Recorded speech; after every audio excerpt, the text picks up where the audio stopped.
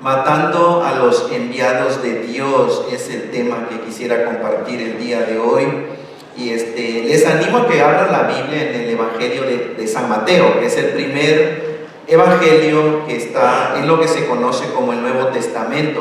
Mateo capítulo 23.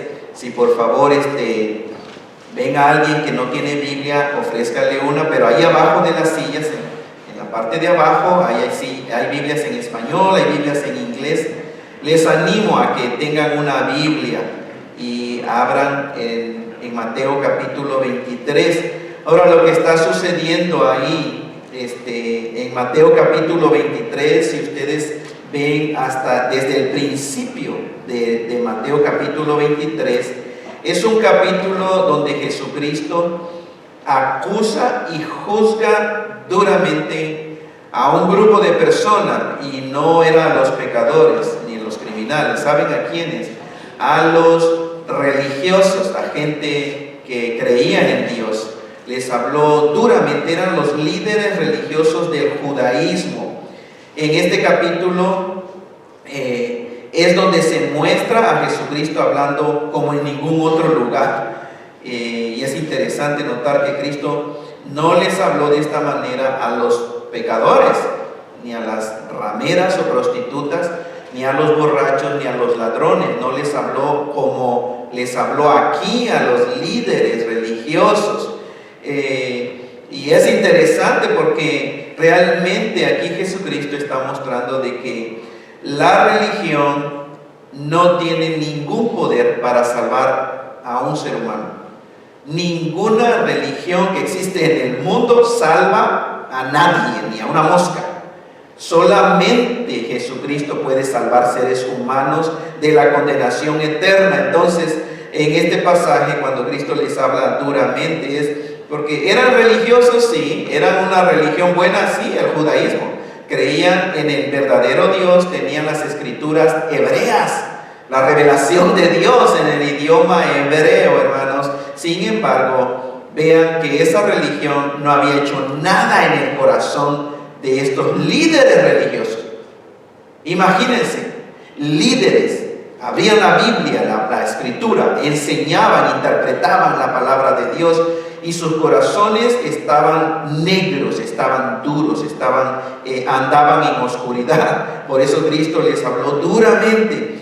Pero en el versículo 37, si ustedes ven Mateo capítulo 23, el versículo 37, Jesucristo, después de dirigirse a los líderes de la religión judía, ahora habla de una manera general a la gente de una ciudad, la ciudad de Jerusalén.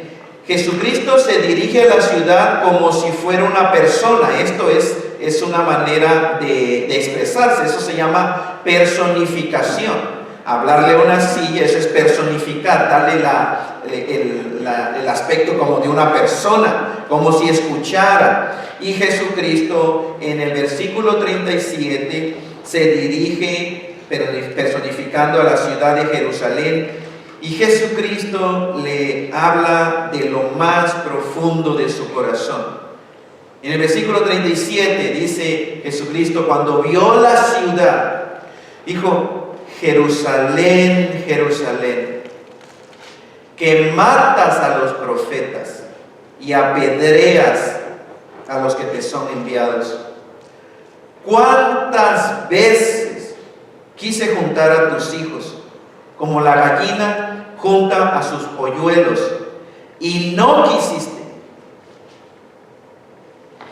Gran parte, hermanos, de lo que conocemos el día de hoy como Antiguo Testamento, porque la Biblia completa tiene dos partes: Nuevo Testamento y la parte que se conoce como, el Antiguo Testamento y la parte que se conoce como el Nuevo Testamento, que empieza en el Evangelio de San Mateo. Antiguo Testamento de Génesis al profeta Malaquías, lo que se conoce como Nuevo Testamento de Mateo hasta el libro de Apocalipsis.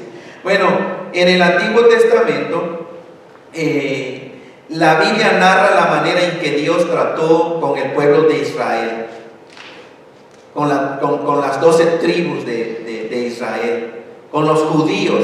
La manera, hermanos, en que Dios les había prometido las más grandes bendiciones que cualquier nación en el mundo pudiera desear del verdadero Dios. Dios escogió a un grupo étnico, hermanos. A un grupo, al pueblo de Israel, a una nación. Y en el Antiguo Testamento vemos cómo Dios le prometió su presencia. Siempre voy a estar con ustedes. Su guía, hermanos, los voy a guiar. Les prometió su protección si tan solo le obedecían en lo que Él decía. Y por eso dio los 10 mandamientos y los estatutos de la ley. Todo se lo dio y le dijeron, esta es la manera en que quiero que ustedes se porten. Si ustedes hacen eso, entonces estas van a ser las bendiciones que yo les voy a dar. Y lo narra todo el Antiguo Testamento. Lo único que deseaba Dios con el pueblo de Israel, ¿saben qué era lo único, hermanos? Bendecirlo. ¿Pueden imaginarse el Dios del universo deseando bendecir a una nación, a un pueblo, a un grupo de gente? Nada más.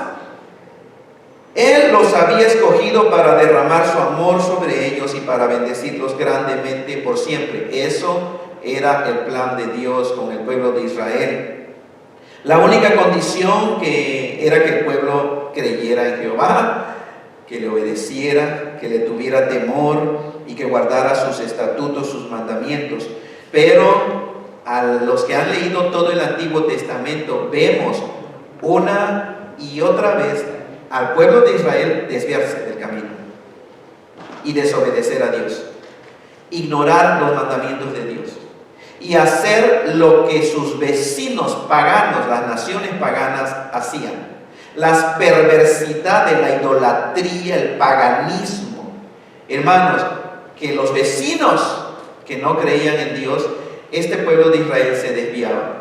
Después ellos recibían las consecuencias de su desobediencia, de sus decisiones. Y recibían el castigo de Dios, recibían el sufrimiento. Los atacaban los demás naciones, las mismas naciones paganas que ellos seguían. Esas naciones les hacían daño, los destruían, eliminaban casi localidades enteras. Ellos se arrepentían y lloraban y clamaban una vez más a Jehová, y Jehová los escuchaba y tenía misericordia y los rescataba otra vez. Y les volvía a decir: si ustedes guardan mis mandamientos, estas son las bendiciones que voy a derramar sobre ustedes.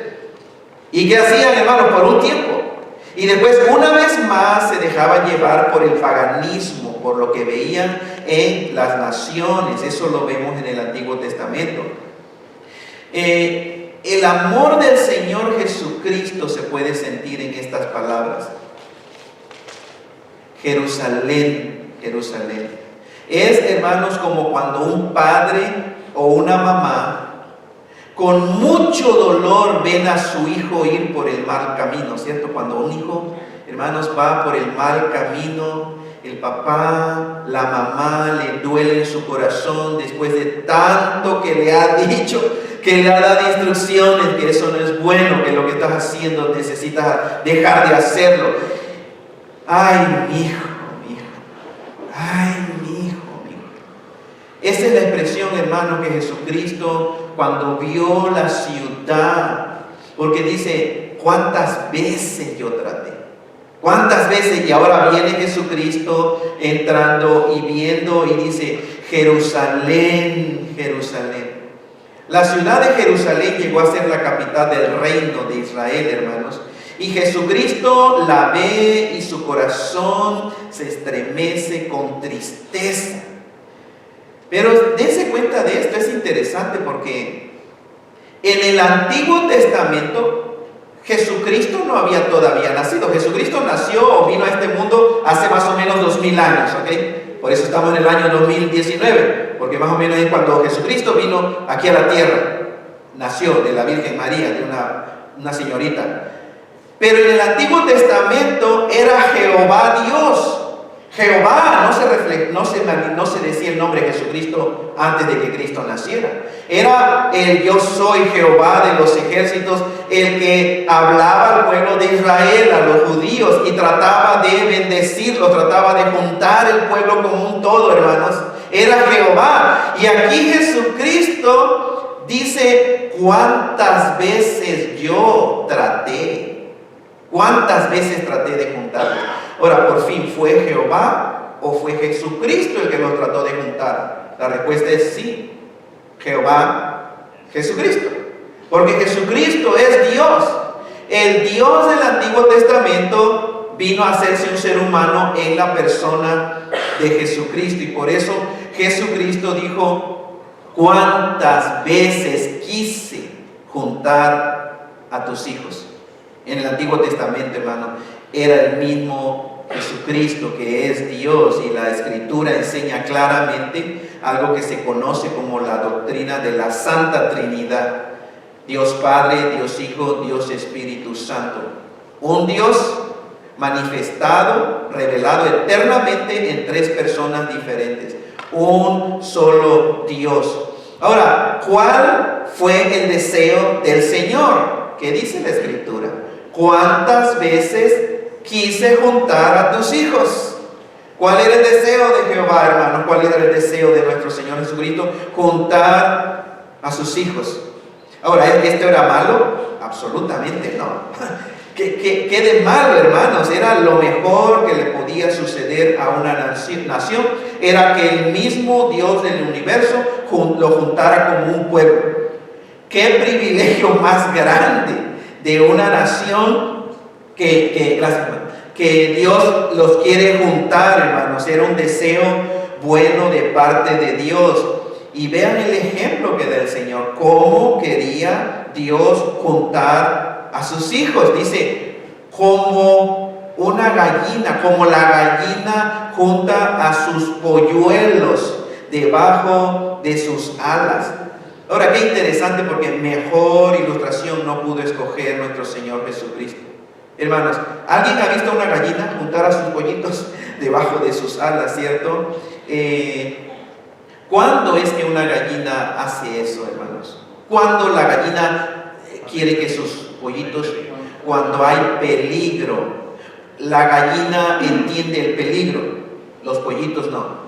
Y la gallina, cuando ve que sus pollitos están en peligro, hermanos, la mamá gallina les advierte a sus hijos con la forma de que cacarea una gallina. Les advierte y les indica, que vengan a ella para protección, para refugio, protección del enemigo, protección del peligro, protección del frío, protección de la lluvia.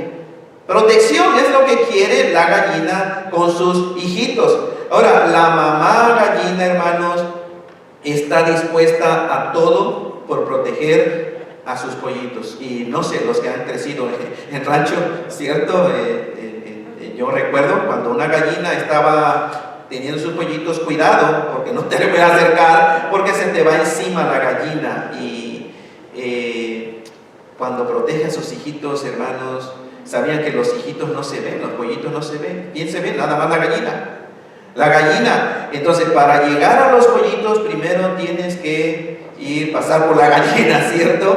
Entonces, qué preciosa ilustración de que nuestro Señor dice acerca del pueblo de Israel, de Jerusalén, hermanos. Jerusalén, Jerusalén. ¿Cuántas veces quise yo juntar a tus hijos? Como la gallina junta sus polluelos debajo de sus alas. Ahora, ¿de qué manera fue que el Señor trató de juntar a sus hijos, hermanos? ¿Por medio de qué? De profetas. Dios les enviaba seres humanos con un mensaje. Ahora, ¿qué es un profeta? Era una persona normal, pero que Dios lo escogía con una misión importante. Un profeta era una persona que hablaba de parte de Dios a la gente. Eso era un profeta, hermanos. Dios le comunicaba su mensaje a esta persona y esta persona se lo comunicaba a la gente.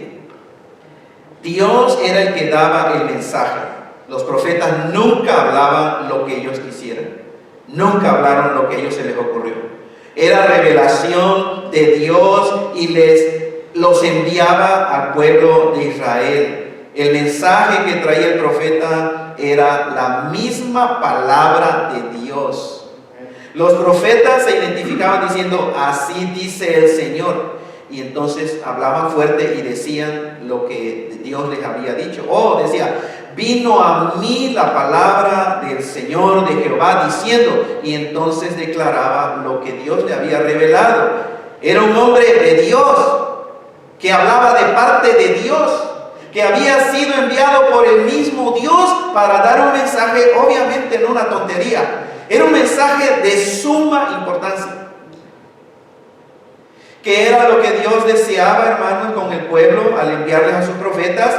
Juntar a sus hijos, bendecirlos, derramar bendiciones, hermanos, abundantes.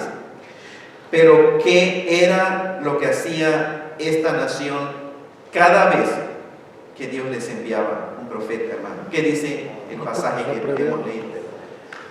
Dice, matas a los profetas y apedreas a los que te son enviados. ¿Se dan cuenta, hermanos? ¿No les parece algo tan triste y doloroso? Jesucristo literalmente está diciendo, Jerusalén, Jerusalén, que estás matando a los profetas, estás apedreando a los que te son enviados. Los mataban. Ahora, esta gente al hacer eso estaba rechazando la bendición de Dios, porque Dios no buscaba ningún mal. Lo único que quería era bendecirlos. Eso era todo de parte de Dios.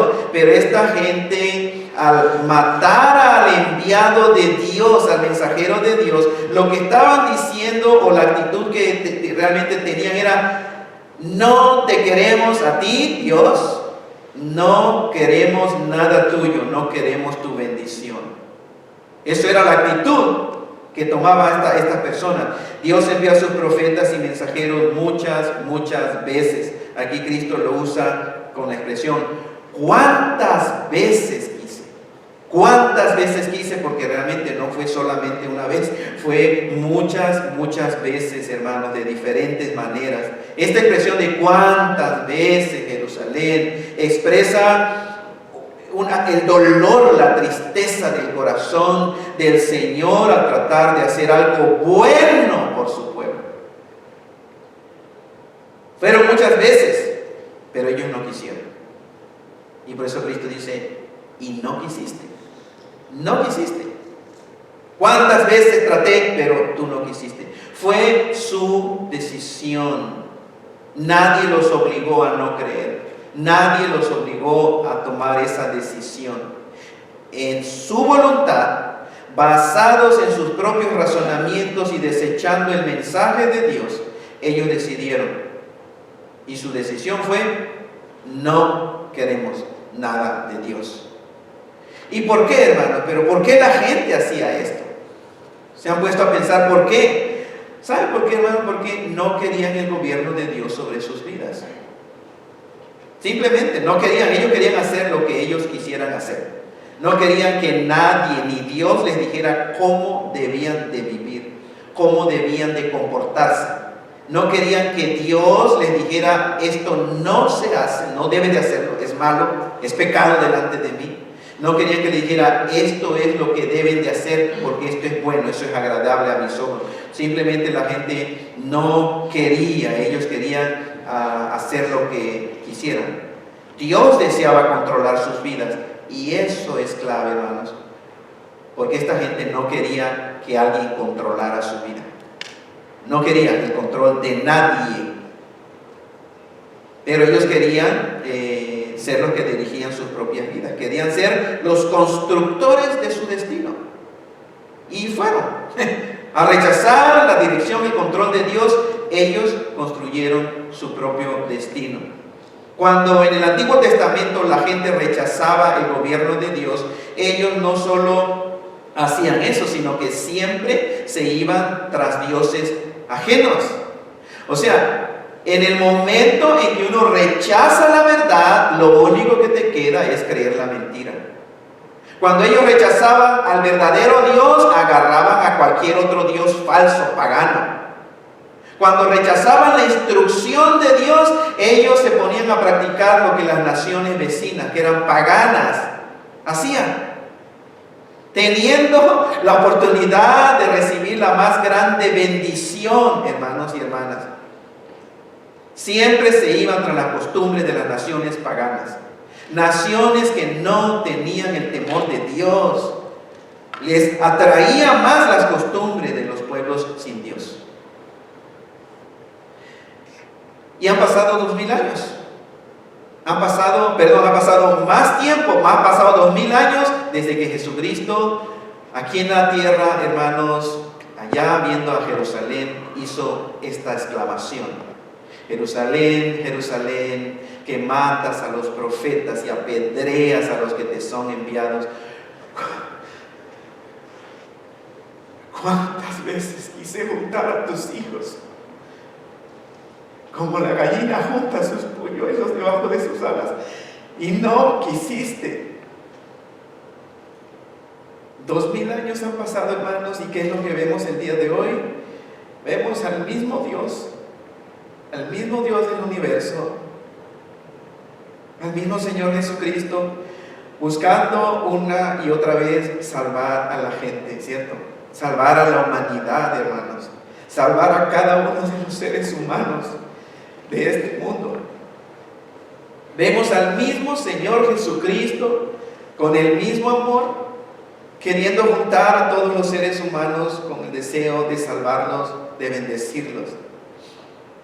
Dios, por medio de los que hemos creído el mensaje del Evangelio de Jesucristo, Dios, hermanos, continúa tratando de salvar a la humanidad. El mensaje del Evangelio se está predicando el día de hoy prácticamente alrededor del mundo. Sabemos que hay mucha gente todavía que no ha escuchado el mensaje del Evangelio, pero muchos lo han escuchado ya.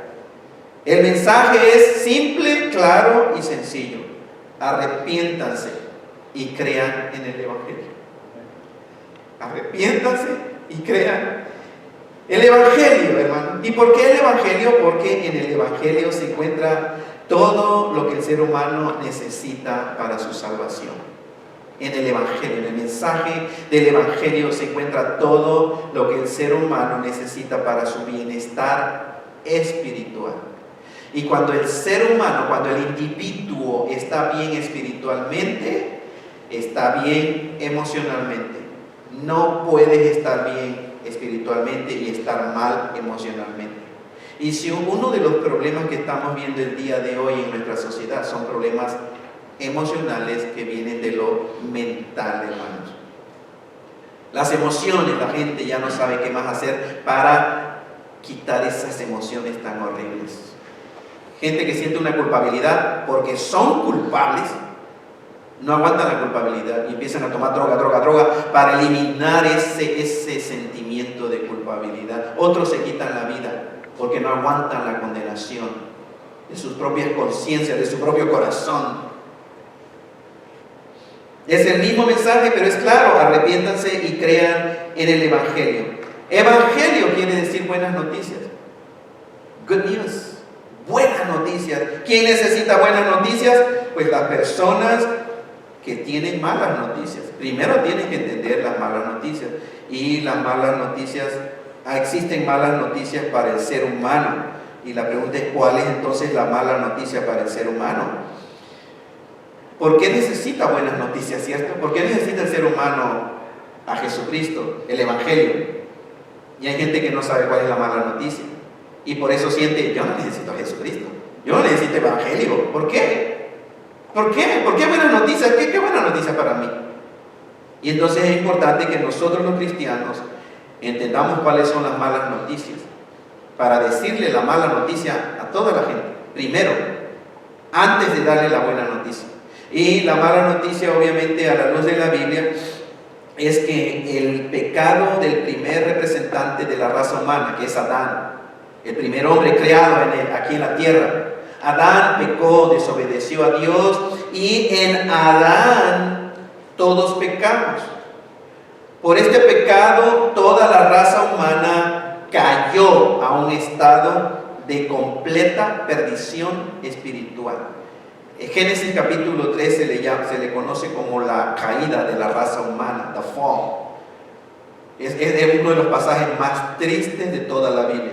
Génesis capítulo 3. ¿Qué le sucedió al ser humano? Es decir, ¿qué le sucedió a todos los que estamos aquí, incluyéndome a mí? A toda la raza humana, incluyendo a los bebitos que acaban de nacer. Número uno, murió espiritualmente. Esa es la condición en que nace todo ser humano. Así naciste tú. Así naciste tú. Si ya te arrepentiste, ya viniste a Cristo Jesús, ya recibiste vida espiritual. Pero tú naciste muerto, tú naciste muerta espiritualmente.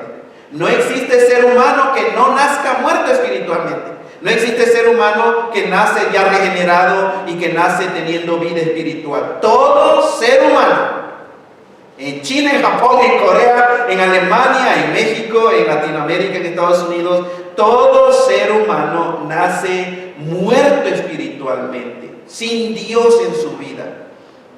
Número dos, el ser humano nace con una identidad de pecador. ¿Recuerdan eso? Pecador. Por eso peca el ser humano. Por eso hace cosas que no le agradan a Dios. Hace cosas que no le dan al blanco de la voluntad de Dios. Eso se llama pecado. Y el ser humano nace pecador. Entonces, todos los que están aquí nacieron siendo pecadores. Desde recién nacidos, hermano. Eres pecador cuando tú naciste, desde el momento en que naciste. Número 3, el ser humano vive engañado por el enemigo, por la mentira que viene de Satanás. Recuerden, si tú rechazas esto, el ser humano que rechaza la verdad, ¿qué cosa va a creer? Todo lo que se le pongan en sus oídos y que lo convenza nada más. Pero esto es la verdad. Y la verdad hace libre al ser humano. Si rechazas la verdad, lo único que te queda es creer en una mentira. Y el diablo es muy bueno para estar engañando a la raza humana el día de hoy. Porque está usando, ¿saben ustedes todo lo que usa Satanás para meter su mentira? Usa el sistema, hermanos. Usa la medicina, usa la ciencia, la falsa ciencia, usa la política, usa hasta la religión. Hay sacerdotes, pastores que están diciendo barbaridad y media, mentiras. Que viene de la mentira, viene de Satanás. Y el cuarto, mala noticia, hermano, es el ser humano nace con un destino. Desde recién nacido, su destino es ir a donde pertenece, a la muerte eterna, condenación eterna, infierno, no Dios. Entonces dígame si no son malas noticias. Naciste muerto espiritualmente, no tienes vida, tienes existencia. Naciste siendo pecador, necesitas cambiar eso porque Dios no acepta ningún pecador en su presencia. Y naciste viviendo engañado por la mentira de Satanás, que te han metido el diablo por medio de la psicoterapia moderna, por medio de todo, hermano. Y tu destino es la condenación. Eso es mala noticia. No digan que no es mala noticia eso. Y eso es para cada ser humano. Nadie se escapa de eso. Nace uno para morir, ¿se dan cuenta? ¿Nace para qué nace? Para morir. ¿Y cuánto vas a vivir? Yo no sé, tal vez mucho tiempo, tal vez poco tiempo, tal vez 80 años, 40, 15 años, yo no sé. Pero entonces vean, la buena noticia es que Dios, cuando viene uno y se arrepiente y cree en el Evangelio, acepta a Jesucristo, dejas de estar muerto espiritual. Él es la vida espiritual. Esa es la salvación, recibir la vida de Dios. Pero dejas de ser pecador, te conviertes en un santo, en un hijo de Dios. Nunca te llames tú pecador. Nunca, si ya te arrepentiste, nunca digas, todos somos pecadores. Eso es falso, eso es mentira de Satanás. No todos somos pecadores. Hay pecadores y habemos hijos de Dios, que Dios nos ve como santos, hablando de identidad. Y además no tenemos más, no tienen por qué seguir viviendo por la mentira del diablo. ¿Por qué? Porque ahora ya tenemos la verdad del Señor.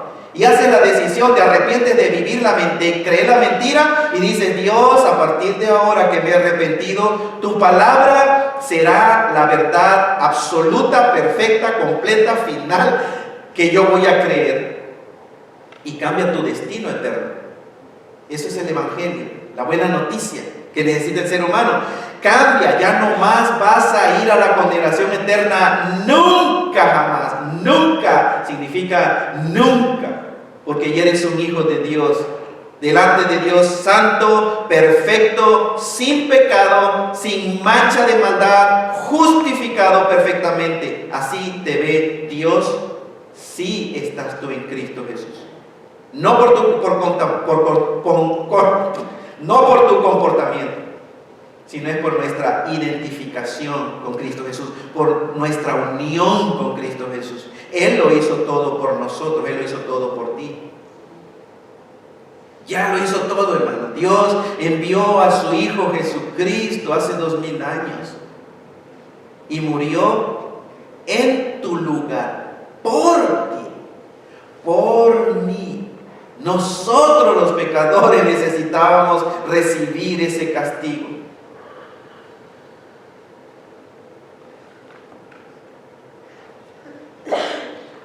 Pero Jesucristo lo tomó, hermano, sobre su cuerpo, sobre sí mismo.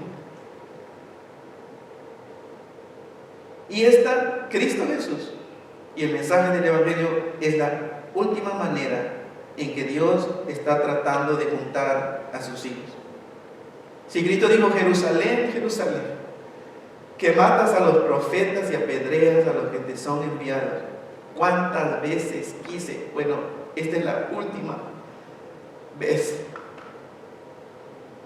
Y la última manera, hermanos. Dios ya no va a enviar y no está enviando profetas.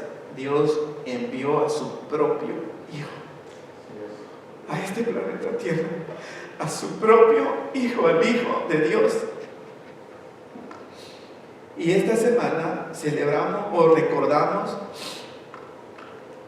el sufrimiento, la tortura y la muerte de Jesucristo. Pero bendito sea el Señor, porque también celebramos la resurrección de Jesucristo. El día de hoy se predica ese mensaje del Evangelio. ¿Cómo se predica? Escucha radio, hermanos, si lo escuchas todavía, si tienes. Por la televisión se predica el Evangelio. Por miles de sitios de internet se predica el Evangelio. Por millones de libros que existen en la tierra aquí, hermanos, en este continente se predica el Evangelio. Por medio de folletitos se predica el Evangelio. Por medio de películas se predica el Evangelio. Por medio de gente visitando a las casas se predica el Evangelio. Por medio de amigos en tu trabajo, en el trabajo, se te está predicando el Evangelio. Por medio de tus familiares, el Evangelio se sigue predicando. Y es Jesucristo buscando juntar a sus hijos, los que se arrepientan. Pero ¿qué hace la gente el día de hoy, hermanos? ¿Cómo responde la gente al mensaje de salvación? ¿Cómo responden al llamado del Señor? Bueno, muchos, la realidad, expresan mucho odio, mucho enojo contra los que le traen las buenas noticias de salvación. Otros tratan de callar, ustedes saben lo que está sucediendo, tratan de callar